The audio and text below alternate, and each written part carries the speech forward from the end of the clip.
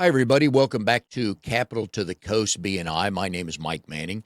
Each week, we bring you a local small business success story from one of our 37 chapters, spanning from the Triangle, which is Raleigh, Durham, Chapel Hill, all the way towards the coast of North Carolina, New Bern, Jacksonville, and many points in between. If you are not familiar with BNI, it is Business Networking International, the world's largest networking organization. Our goal as BNI members each week is to help our fellow members grow their business following BNI's mantra of givers gain. Our local small business success story this week is Julie Rashid with Anchor12 Financial Coaching. Julie is a member of the Wake Forest Power Hour. They meet Thursday mornings at 8 a.m. at the Wake Forest Coffee Company. So if you're ever in the area and want to meet some wonderful people and very good networkers and successful business owners and professionals, that's a place to go. Julie, how are you today? I'm doing well, Mike. Thank you for having me this morning. My pleasure. Glad to have you. So, Julie and like the last couple months, our relationship has been growing. We've seen each other a little bit more. So, we're both coaches, but she helps them with money. And we're going to get into that. Julie, in her chapter, she is the visitor host, one of the visitor hosts, and holds the training and coaching seat.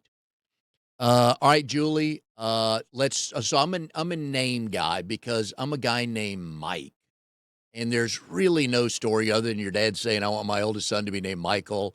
That's the extent of the story, right? So we're going to start with your last name, Rashid, which I easily mispronounced the first time you and I met. So And a lot of people do, and yeah, it's totally fine. I'm not, upset about it when I answer to everything. The only thing I don't answer to is late for dinner. there you So go. people can call me anything. But Rashid is kind of the Americanized way of saying my last name. So my one of my grandparents, I'm Lebanese, my one of my Oh, grandparents was born in Lebanon, and over in Lebanon they would say Rashid. And my grandfather came over on the boat, went to Brazil, and went up to Ellis Island. hmm, And so in Ellis Island, they changed his first name. He was Daher, and they changed it to Daniel because it was more American. wow. And because it was so close in the last name, they didn't change the last name, but it was Rashid from there on out. And then that's how we became the Rashids. When did he move to the States? That was in 1927. He was Wow. 17 years old. So Yes. Amnon's from Israel. He's over shaking his head like I knew it was from Lebanese. Yeah. Very good.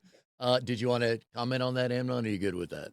No, I mean, it's fine. And it really, I mean, I'm familiar with this last name, and it's really in Lebanon, it wouldn't be Rashid because there's no over there. It's Rashid. And it's a very, very good name.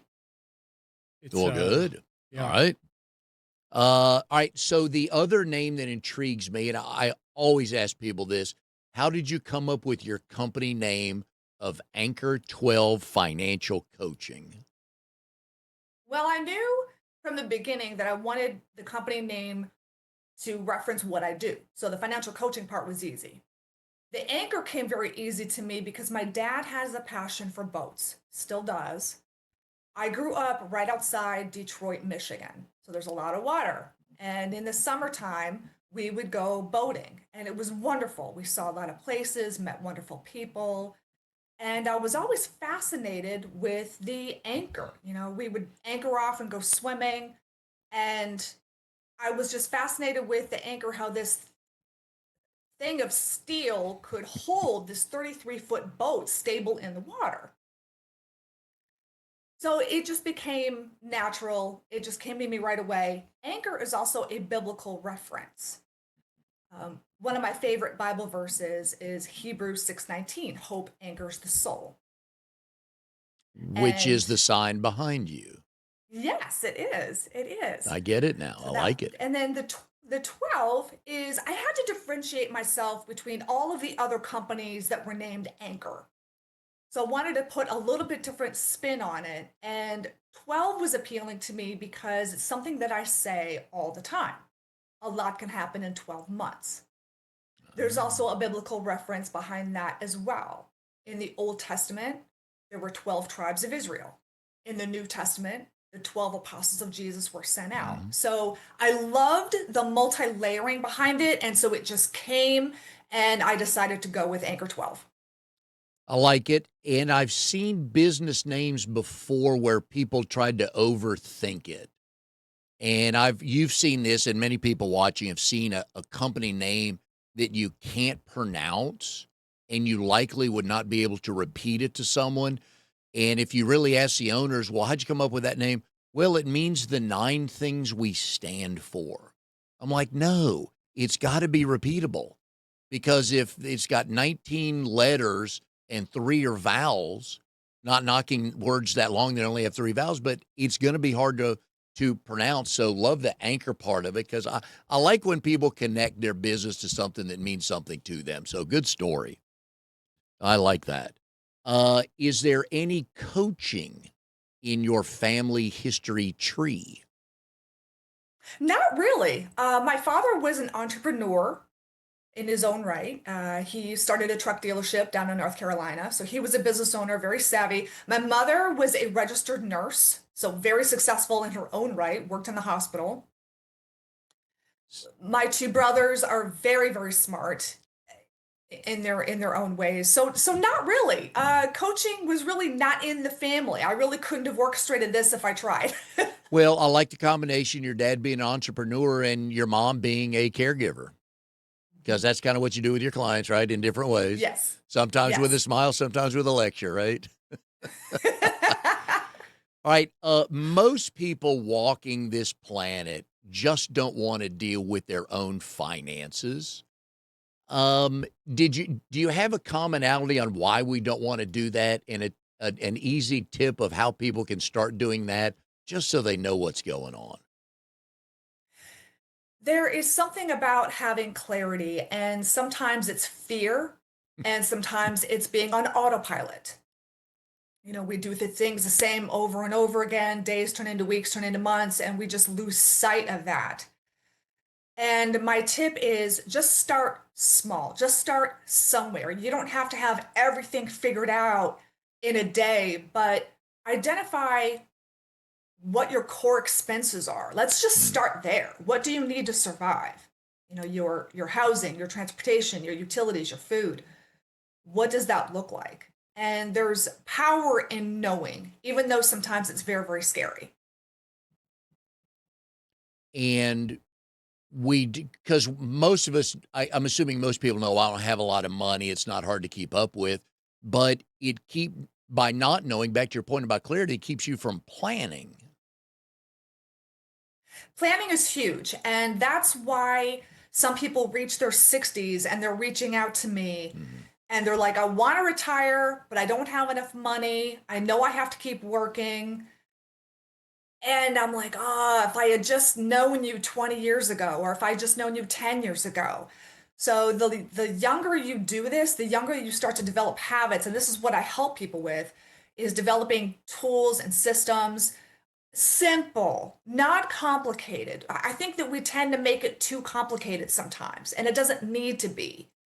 So I help people with what to do in their daily lives that's sustainable. It's not something that you can do for 30 days. I want to set you up for long-term success. Now, you're also a de facto marriage counselor. I don't even need you to acknowledge that. I know you are. I know you are. And we hear stories a lot of times that, and I think this is more old school. So this is more your parents and my parents. Usually the husband kept the books and the wife stayed home with the kids and knew nothing of what was being in the books. And then the hubby either gets very sick or passes on, and the wife doesn't know anything that's going on, doesn't know the insurance guy's name, anything like that. So how do you get, if both spouses are not on the same page, how do you make it, how do you shed some light on that and let them know, hey, both of you need to know what's going on? I dig a little deeper and find out what started all this. Ooh. How did they grow up? What does that look like? Because you're right, sometimes it is one spouse that takes care of everything, and that's very common, and that's Mhm. not necessarily a red flag. But if the other spouse is in the dark, that's where the problem lies. And so I create ways of creating that visibility and then transparency from a standpoint of it's not that they're doing anything wrong, but if what happens if so and so passes away? What happens to her? Where does that leave her? So I'm coming at it from more of a caring standpoint versus a shaming standpoint of you should know this, you should know this. It's all about balance, it's all about minimizing risk. So there's a lot to it. And conflict is not always bad. Sometimes a couple will argue right in front Mhm. of me, and I take a back seat sometimes and let them hash it out because this is a good conversation. It needed to happen. It needed to take place. So I don't shy away from that and I don't discourage that. I'm like, have it out. It's great that you're talking about it. Get it out in the open and we can resolve this. I think a lot of couples, one is more of a spender and one is more of a saver. Is that kind of accurate?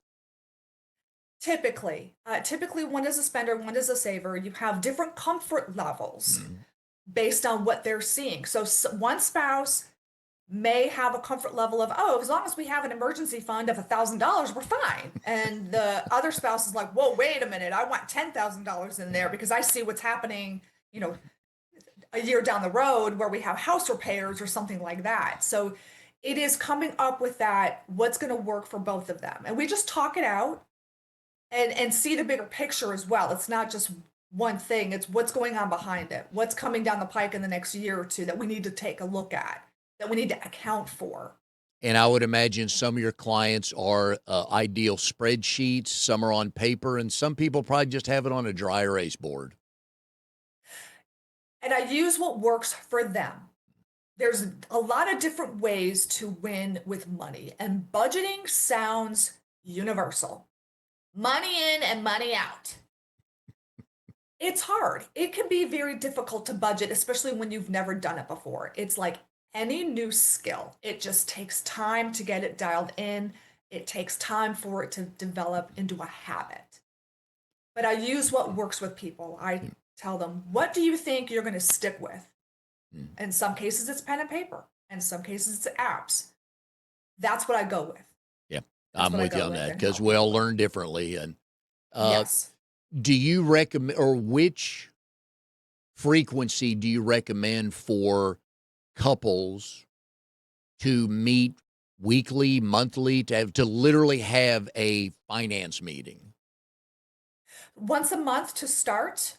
That's to get the budgeting in order or to plan. Okay, some people call it spending plan for the next month.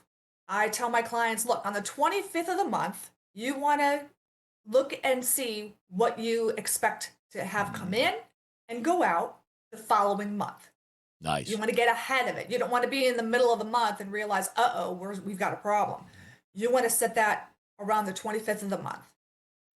Also, in addition to that, meet every week, set a date, set the same date every week to talk for 10 or 15 minutes.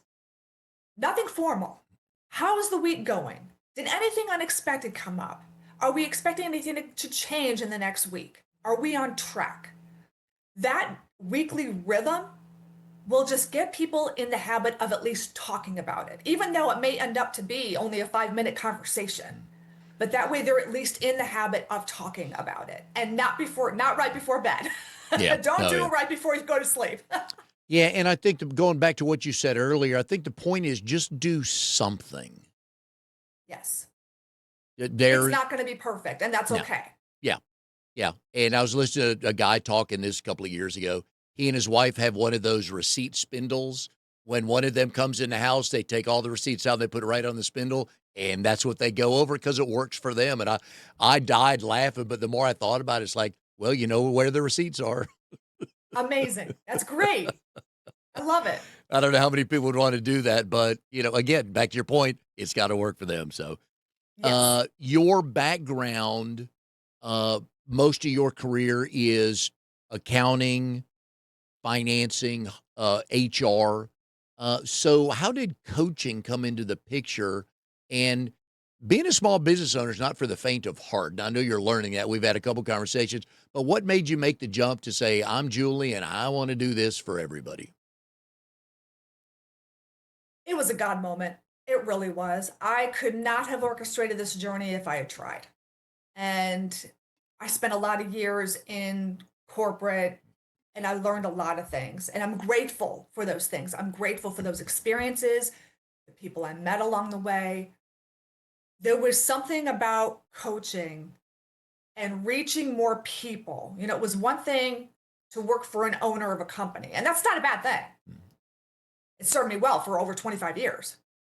But there was something more fulfilling about actually coaching people and helping everyday people build their lives and not be so afraid and not have the emotions that come with that the weight of finances and people being stressed and anxious and scared. And I thought if there's something that I can do to fix that and to help with that, that's what I wanted to do. And when you feel God pulling you towards something, I've learned at this age, go with it.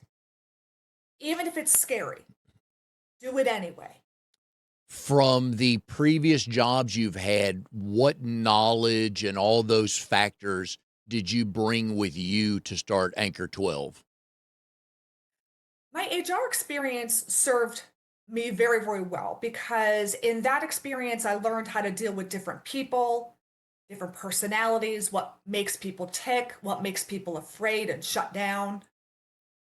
So that worked to my advantage. Then I pivoted toward accounting, and that's where I learned how a small business operates. And I went from larger corporations to smaller corporations. So I can help people navigate, their employee benefits that they might have because I'm familiar with 401k plans and what the tax strategies are. And then in the accounting world, we did cash flowing and trying to figure out how to best position oneself for success. And I enjoyed accounting. I was good at it. And then I also spent a few years in an insurance fraud investigation company and learned some valuable things there. I was a case manager on auto claims. And so that I had to have an investigative hat on because I was working with the investigators to try to get facts on these cases. I, So my natural curiosity and inquisitiveness really played a part and really leveled that up. And that's what you need in coaching. You have to be curious. You have to ask questions of your clients to go a little deeper on Now, things so you can help them resolve it. yep, one of the neat things about this show is I think I may have told you this the other day. I know I'm starting on an interstate. I always look for the first off ramp, and you just took me on that first off ramp. Insurance fraud. Without giving names or anything like that, I gotta hear a good story of somebody you caught doing something that they said they weren't doing, but they were getting insurance payments for it. Well, we had a hail damage claim out in Nebraska. And this person was trying to claim uh, damage on their SUV from a hailstorm. Now in Nebraska, it's feasible for that to happen because of the number of hailstorms they had out there at the time, and this was 20 years ago. But our investigator gets out there, and I'm like, okay, interview the person, take pictures, make sure to get all angles of the vehicle. And the investigator calls me. He goes, something just isn't right here. And I said, well, show me the pictures then. Show me and this person was really trying to get money from the insurance company to repaint his vehicle because of the damage that the hail did. Well, come to find out, I said, make sure you get the roof of the car because it appears that the damage is only on the sides of the car or the back of the car. But I said, can you get on the roof and take pictures kind of looking down? And in the center of the roof, there was no damage at all. And I was like, okay, if it's hail, well, that's the first place you'd see damage is on the very top of the roof and on the hood. And we also noticed that the hail damage was very uniform. The dents were all the same size. And I thought, that's not hail. And so we went back and our job was not to get anybody. Our Mhm. job was to report facts. That was it. We reported facts to the insurance company, and that's it. We're not saying if someone's guilty, innocent, whatever. We just report the facts. So as it turns out, the my investigator did a great job of confronting this individual, saying, "Look, this does not look like a hail claim. You want to tell me what really went on here?" And they admitted he used a hammer Yeah. to bash it. He wanted a new vehicle and was trying to get money, and so he used a hammer to beat the crap out of his truck.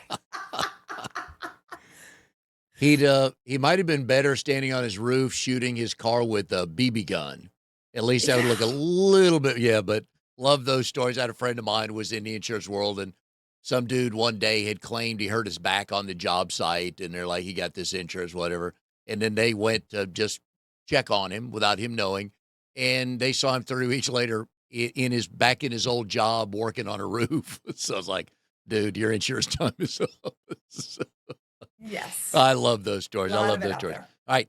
So back to Anchor 12. When you figuratively and literally opened your doors, how did you tell people you were open for business? This was hard for me because I was an operations girl through and through. Selling was completely new to me. This was not in my wheelhouse, so I had to learn and learn fast. I started with an email address, a phone number, and cheap business cards that I ordered online. And I just started handing them out and I started introducing myself as a personal financial coach. So that was the first step, is to embrace I am now a personal financial Mhm. coach. And slowly I got more comfortable with that. I didn't really have an elevator pitch to speak of. I had to really work on that. So in the beginning, it was, I'll coach anyone with a pulse. And I Yes. think I actually went to a networking meeting and actually said that. And now I'm like, oh my gosh, Jules, live and learn, Yep. live and learn. Yep. So what got you into BNI? And then to be part of that question is, how has that helped your elevator pitch evolve? So I got into BNI because one of my dear friends um, had her own business. And I told her that I was going to be opening my own business. Mhm. She said, "Oh, well, you have to join BNI." And I was like, Who? Yeah. I've never heard of BNI. She's like, here's an address, here's some information, look it up, visit some chapters." And I thought, okay. So I visited some chapters, or actually, no, I researched it first. Come to find out, in looking at the chapter list and the member list, there was a dear friend of mine, another dear friend of mine, who was in Wake Forest Power Hour that I had known for 25 years. Him, his wife and I are best friends. And who is So that? I thought, well, that's Miller Lawson. Miller's been on the show before, way back when. Yeah. But yep, good Yeah. folks. Yep. Yes. Yes. And so I decided to go visit a chapter and see what it was all about. And I was a little intimidated because it was the first time that I had been, doing this networking thing. But this was very soon after I opened. I mean, I opened my business on January 1st of 2025. And January 9th of 2025, I was visiting this chapter. And I thought, okay, I'm not quite sure yet. So I visited another chapter and liked that group as well. But I really had a pull toward the Wake Forest Power Hour folks. Now, at this point, I did not have a lot of money. I was a startup. I had to throw some money in marketing and getting my logo and the basic things to look like a business. What sold me on BNI was establishing referral partners, which I felt would be critical for my business. So I made the decision and I thought, and I applied and got in and talked to the folks. And I thought, this is either the worst thing that's going to happen to me or it's going to be the best thing that's going to happen to me. And it turns out it was the best thing that's happened to me. What I like about my friend Meg, who introduced me to BNI, and Miller, is that they answered my questions, but they let me make the decision. Mhm. They gave me enough so I could make an informed decision, but they also didn't ram it down my throat. And I appreciated both of them for that. Yeah. And that's what should just And give you the information. Yep. yes. And I thought, let me just try this. Let me just sign up for a year. Let me see how it goes. And it was just a wonderful experience. I felt I had a community around me, which was so important for me as a solopreneur, as someone new to the business owner front. So it wasn't just the referrals. It was all the indirect benefits of BNI that served me so well. And so I'm so glad that I listened to them. I'm so glad that I absorbed and got to know people. And so, yeah, it's just been an awesome experience. So your first elevator pitch on a scale of 1 to whatever was what? It was a one because I didn't know how to ask. I Yep. could tell you what I did, but I was missing the element of the ask. What am I looking for? And my target client, when I opened, is very different now. It's working with more clients. I got to tune in to who my ideal clients are and have data underneath me of who's reaching out for help, who wants the help, and who am I going to serve the best. And so I was able to fine tune that elevator pitch. And about 3 months into my business, I actually enlisted the help of someone I knew for 20 years. She was a business coach, she was a career coach. And I said, Linda, please help me with some presentation skills. And we also worked on my elevator pitch. And so I went from having a very generic elevator pitch to something that was too long and too Yeah. involved. She goes, okay, read it to me. And I read it and I said it. And she goes, you think people are going to remember that? But I appreciated her honesty. I Mhm. appreciated that she was trying to guide me toward the right direction. And so the two of us worked on an elevator pitch. And it lasted me quite a while. It actually served me pretty well for a while. I recently, in the last month, I had to fine tune it, but it worked well. It at least told people what I did without saying 8 different things. I was able to be more concise Yep. and say who I could help. Yep. And if you meet enough people and bring on enough clients, eventually the marketplace will kind of tell you, oh, these people need your help. And you're like, did not see that coming. Want to go back to Correct. something you said earlier about you didn't have any marketing money and you had to put some money into marketing without asking hard dollars, though. A lot of people you work with, you help them with their personal finances because they either have a business or want to get into business. So talk about the seed money needed to at least get started in a business, because a lot of times that's one of the things that kills a business earlier is they just weren't funded correctly. Yes, I self funded. I saved up. I self funded. I knew from the beginning that a lot of money was going to have to be invested in marketing because I had to look like a business. This is people's money. I'm not trying to sell a sofa. I'm trying to get people to tell me about their money, and that is very scary for a lot of people. So I can't just be some Yahoo that's like, "Hey, hire me. My name's Julie." No. So I knew from the beginning, marketing has to be the first thing that I do. I didn't have a logo, I didn't have branding, I didn't have anything but my company name. Aside from marketing, BNI was the next most urgent thing to try to have those relationships and start making those connections and having people that know, like, and trust me so that they can talk about money. And so that I had to be very strategic about that.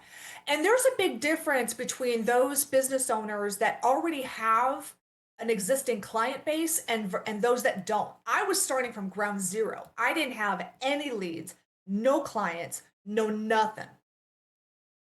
And so I knew this was going to take a lot of time. And so I made sure that I knew what my core expenses were. At the time, I had a day job and I kept it because I knew this was going to be a long process while I got my marketing and my branding and logo and digital presence. So I knew it was going to take a while. And that's why I kept my day job. And so I would tell anybody, look, establish some kind of runway here. You've got to know what your expenses are going to be to survive because it could take a year or two to turn a profit depending on what kind of business you are. Yeah, And the I last yeah, thing you want to do is stress about how am I going to eat because all my money is yeah. now in the business and focused on the business. Yep. And so Now, now that you are up and running, what's a couple things you do every week to get the word out and build those relationships? I do have a social media presence and and that's because people do look you up on Mhm. social media. And so, and to my delight, I actually found that I liked writing and making content. So all of my social media is mine. I don't outsource that. Through BNI, I've I nurtured those connections and really tried to line up referral partners. So especially in that first year, because I had a day job and I didn't have a whole lot of time, I had to be very methodical in how I was going to grow my book of business. So instead of going after individual clients, I went after the referral partners instead. And even though it would take a longer time to reap the benefits of that, I felt like long term that was going to serve me the best. Yep, I agree with you on that. So I'm gonna change subjects. We're gonna go back in time. So at some point in time, you enrolled in, I couldn't find the year, but you enrolled in UNC Charlotte. What Yes. was the plan? I wanted to go to business school. That was the plan, number one. But I actually went to business school for the purpose of applying to law school. Oh, So I thought, I want to be a corporate lawyer. And but I wanted to have a business degree so that if I didn't get in, I could at least get employment because I liked business. I had a head for it, and that's what I wanted to do is but I couldn't tell you exactly how that was going to turn out. So I just went forward, graduated with my business degree, loved UNC Charlotte, absolutely loved UNC Charlotte. And it was a cheaper college, which is why I moved from Michigan. Is it was just a cheaper school. Graduated, and I had a certain list of law schools that I was going to apply to. And if I didn't get into those schools, I wasn't going to go. Well, I didn't get into those schools. So I thought, and I really didn't shed a tear over it. That's the weird thing. I was like, okay, well, I didn't get in. All right, moving on. So I got my first job at Glaxo. At the time, it was Glaxo Wellcome mhm. here in Raleigh, North Carolina. And I thought, okay, I'm just going to go with it. I'm just going to pivot and do something else. And so that's when I started working in the corporate world in the administrative Yep, assistant, HR, accounting. And so that's kind of how my career progressed from there. So that yep. was the initial plan, All even right. though it didn't turn out that way. But it was the best thing to never Yep. happen to me because really and truly, Mike, I would have been miserable if I had become a lawyer. It's funny how most people are not in the profession of what they studied for in college, and usually there's a very good reason, and most people are completely happy that it didn't work out that way because either they got a job they didn't know that they would love doing, or they met somebody that went on to be their spouse, or they moved, got to travel the world, stuff like that. So it is funny to hear those. And speaking of traveling, you one of your hobbies you have listed is w- traveling the world. Yes. What city, country, or continent is next? Oh gosh, there's a quite a few things on my bucket list. I would love to go to Turks and Caicos. And traveling was not something that just came to me on a whim. That when I graduated from college and I didn't get into law school, I had two goals. I wanted to pay my bills and I wanted to travel. That was it. That's all I wanted to do. Well, in corporate, it's hard to take time off sometimes because there's always things going on. You have a limited time off bucket, and I was always waiting. I was waiting for someone to take me. I was waiting, waiting, waiting, and When I was 47, a pastor of mine passed away unexpectedly. And he was 49, and at the time I was 47. And that really hurt me to my core. And I thought, geez, oh Pete, I'm not guaranteed to live until I'm 65 and retired. So I quit my full-time job and I went traveling for 8 months. Nice. And I went to the UK, I went to the West Coast. I saw friends and family that I hadn't seen in 15, 20 years. Went to places like London that I'd wanted to go to for over 25 years. And I felt like I had truly lived. I lived my dream. I didn't exhaust my list of places I wanted to go, but I knocked out a pretty good chunk. And when I came back, people were like, "Oh, you're so lucky." This wasn't luck, No. Mike. This was not luck. This was me saving for Yeah. 25 years. Yep. This was not a fly by night decision.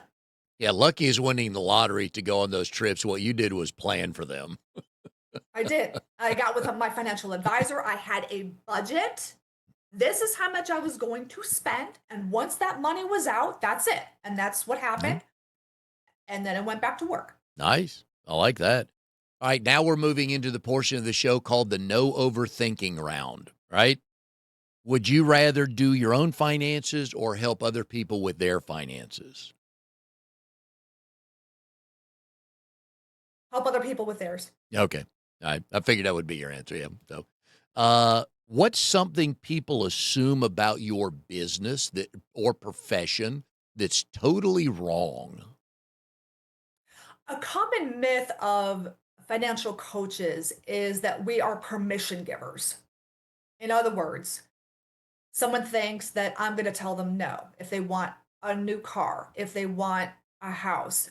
This is not a permission giving situation. This is, where are you now? Where do you want to go? And how do we help you get there? So I'm not in the business to shame people on what their past decisions were. I'm not in the business of giving permission and saying, no, you can't do that. What I try to help people with is giving them clarity of where they are now, where they want to go, providing structure, and giving them tools so that no matter what happens, they can think through different situations as they come up. Because you and I both know life is life, and sometimes things happen, Yep. and you're given curveballs. So I don't give permission, I give insights. Gotcha. All right. Complete this sentence for me. Business owners waste the most time on blank. Making sure everything is perfect. I like that. It doesn't have to be perfect. It's not Nope. going to be perfect. Nah. I don't know a single business owner that has said, I had everything all figured out on day one or day 365 for that matter. Do it anyway. Yeah. If I recall, Amazon started out in a garage reselling books. Yeah. Right. Okay. I'm with you on that. Totally with you on that. If and when they make a movie about you and your life, who is going to play you? Who is going to play me? Or who would you like to play you? America Ferrera, I think. Oh, okay. Yeah. I like that. Right. Is your work email inbox organized or chaotic? It's very organized. I'm not surprised at that. And so back in junior high and high school, was all your homework organized and your books wrapped and all that stuff? Yes, they were. Okay. I was a very good student. And I would assume your brothers were not. My brothers were very smart. They No, didn't have, they I get didn't the look smart part of it. organized. Yeah. Yeah. But just organized. They didn't look organized, but they were. They knew exactly what they were doing. Oh, okay. Very nice. The most expensive business mistake you have made to date is what? I wouldn't necessarily call it a mistake because I think that you learn from things.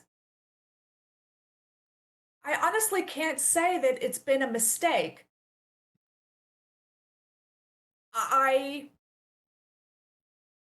didn't do well with my first couple of intro calls or consultations. So I lost business there, and I look back on it and go, "Oh boy, I like that. I didn't handle that right." So I lost business, but I don't view that as a mistake because I did learn from it Gotcha. and knew how to ask for help. So I reached out to a longtime friend who was in sales for 2 decades, and I'm like, "David, please help me. I don't know what I'm doing." I like that. Uh, And he gave me some really good pointers. Good. And now you've been around since January 2025, so there's not a lot to pull from, but there's enough. What has changed the trajectory of your business? Is my target client, because I had to really hone in on what people needed and what kinds of people were asking for the most help.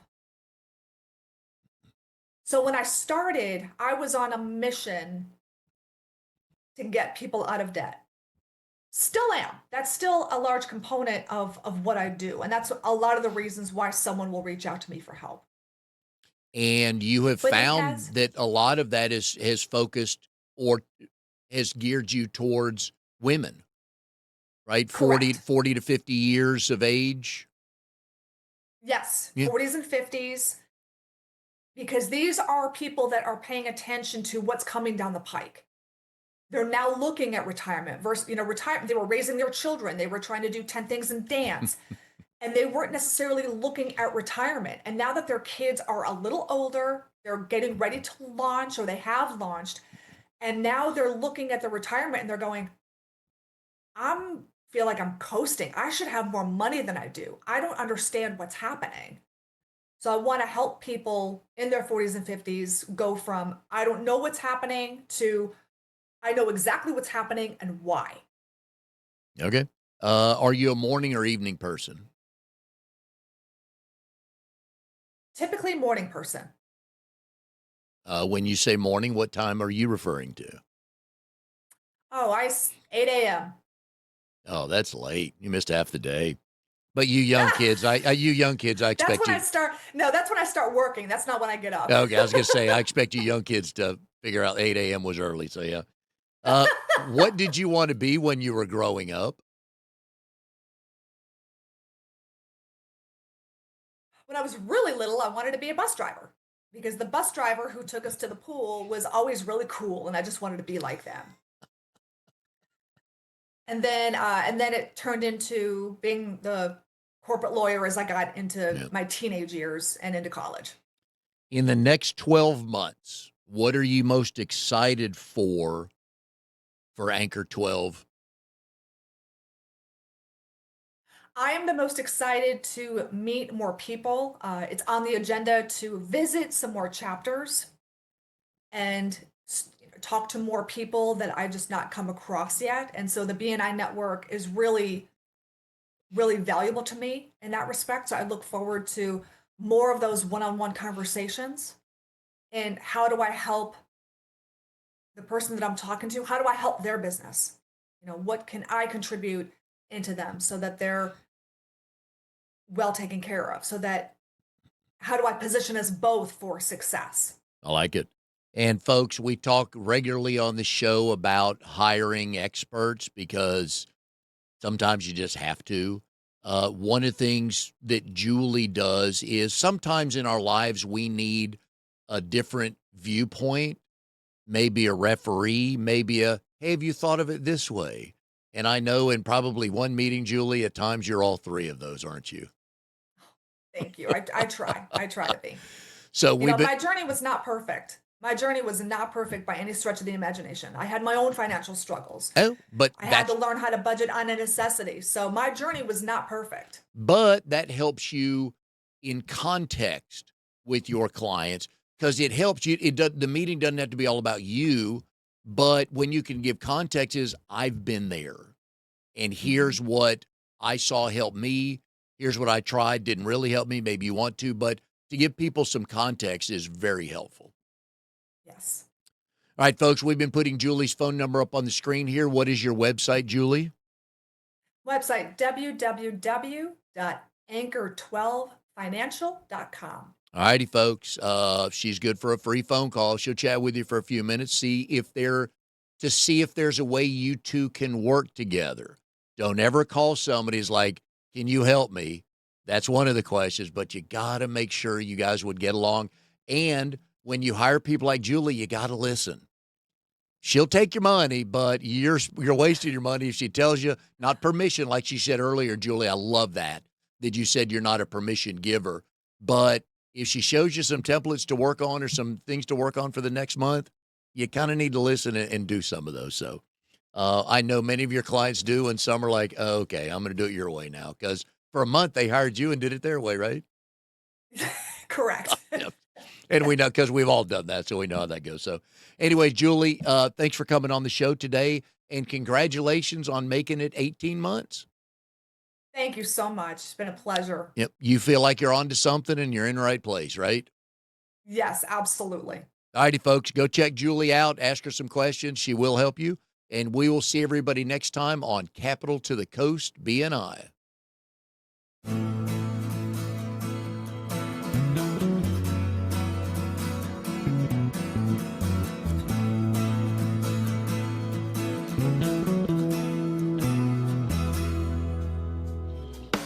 You are tuned to the Nissan Communications Network.